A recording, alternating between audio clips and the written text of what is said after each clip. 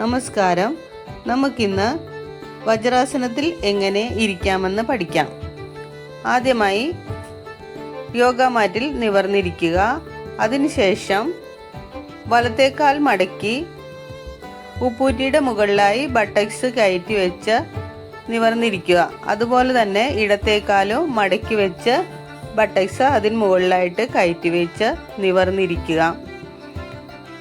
ഉപ്പൂറ്റിയിൽ കൈകൾ പിടിച്ചുകൊണ്ട് കാലുകൾ ഒന്ന് മുകളിലേക്കും താഴേക്കും പൊക്കി നിവർന്ന് ഇരിക്കുക. അതിനുശേഷം രണ്ട് കൈകളും മുട്ടിൻ്റെ മുകളിലായിട്ട് പതിപ്പിച്ചു വയ്ക്കുക.